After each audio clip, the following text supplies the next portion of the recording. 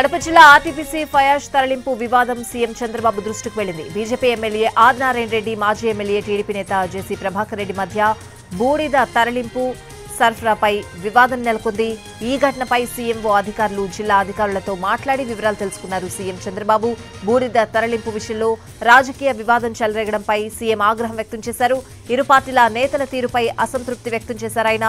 ప్రభుత్వానికి చెడ్డ పేరు తెచ్చేలా నేతల వ్యవహారం ఉందని అన్నారు చంద్రబాబు. లా అండ్ ఆర్డర్ సమస్య సృష్టించేలా అధికార పార్టీ నేతలు వ్యవహరిస్తే ఏమాత్రం సహించేది లేదని అన్నారు. మొత్తం ఘటనపై పూర్తిస్థాయి నివేదిక ఇవ్వాలని అధికారులను ఆదేశించారు. శాంతి భద్రతల విషయంలో ఎక్కడా సమస్య రాకుండా చూడాలని, ఈ విషయంలో కఠినంగా ఉండాలని ఉన్నతాధికారులను ఆదేశించారు సీఎం.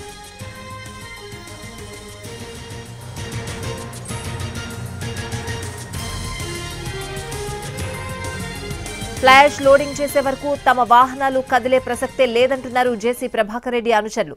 జేసీ, దేవగుడి కుటుంబాల మధ్య ఫ్లై యాష్ వివాదం ముదరడంతో ఎల్ఎన్టీ కంపెనీతో పాటు అనేక సిమెంట్ కంపెనీలకు ఫ్లై యాష్ సరఫరా నిలిపేశారు. తమ లారీలకు ఫ్లై యాష్ లోడింగ్ చేయకపోతే తామే జేసీబీలతో లోడింగ్ చేసుకుంటామని జేసీ ప్రభాకర్ రెడ్డి వర్గీయులు పట్టుబట్టడంతో పరిస్థితి తారస్థాయికి చేరింది.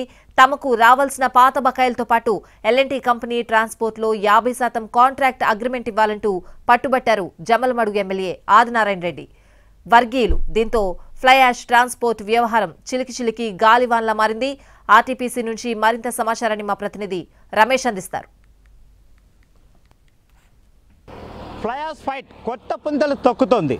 ఈ రోజు నుంచి మొదలైనటువంటి ఈ యొక్క ఫ్లై యాష్ ఫైట్ వివిధ కంపెనీలకు సైతం చుట్టుకుంటుంది. ఎల్ఎన్టీ కంపెనీతో మొదలైనటువంటి ఈ వివాదం అనేక కంపెనీలకు ఫ్లై యాష్ సరఫరా కాకుండా అడ్డుకునే స్థాయికి వెళ్ళింది.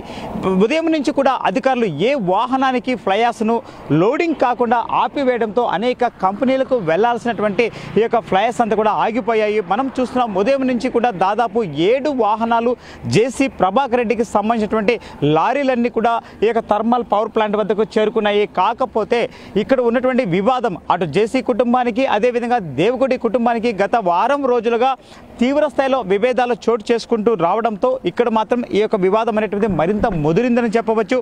వీరి మధ్య ముదిరినటువంటి ఈ యొక్క వివాదం అనేక కంపెనీలు అంటే మనం చూసుకున్నట్లయితే భారతీయ కంపెనీ కావచ్చు, భారతీయ సిమెంట్ కంపెనీ, అదేవిధంగా జువారీ అనేకమైనటువంటి కంపెనీల అన్నిటికీ కూడా సరఫరా జరగాల్సినటువంటి ఈ యొక్క ఫ్లై యాష్ అనేటువంటిది తాత్కాలికంగా అధికారులంతా కూడా ఆపివేశారు.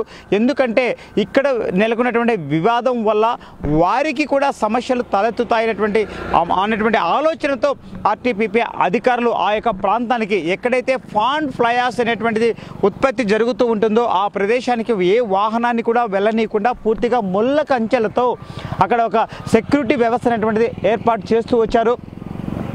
ఎందుకంటే ఇప్పటికే జేసీ ప్రభాకర్ రెడ్డికి సంబంధించినటువంటి వాహనాలు అక్కడికి చేరుకోబోతున్నాయి. అంతేకాకుండా వాటికి లోడింగ్ చేసేటువంటి క్రమంలో స్థానికంగా ఉన్నటువంటి కాంట్రాక్టర్లు ఎవరు కూడా లోడింగ్ చేయమని నిరాకరిస్తున్నారు. ఎందుకంటే గతంలో తమకి ఇవ్వాల్సినటువంటి 60 నుంచి 70 లక్షల బకాయిలను చెల్లిస్తే మాత్రమే తాము లోడింగ్ చేస్తామంటూ వాళ్ళు మొండికేసినటువంటి నేపథ్యంలో ఇక్కడ వివాదం అనేటువంటిది మరింతగా ముదురుతూ వస్తుంది. అందుకోసమే జేసీ ప్రభాకర్ రెడ్డికి సంబంధించినటువంటి వాహనాలను లోడింగ్ చేసుకోవడం కోసం వారికి సంబంధించిన జేసీపీ పరికరాలను కూడా అక్కడికి తీసుకొస్తున్నటువంటి ప్రచారం అనేటువంటి ఉదయం నుంచి కూడా ముమ్మరంగా జరుగుతూ వస్తుంది. కానీ ఇప్పటి వరకు మనం చూసినట్లయితే జేసీ ప్రభాకర్ రెడ్డి మాత్రం పూర్తిగా పంతానికి వెళ్ళారని చెప్పవచ్చు. తాము మాత్రం తమ యొక్క లారీలు మాత్రమే అక్కడికి పంపిస్తాము, ఎటువంటి లోడింగ్ వెహికల్స్ని అక్కడ పంపడానికి అవకాశం లేదు, మేము పంపము.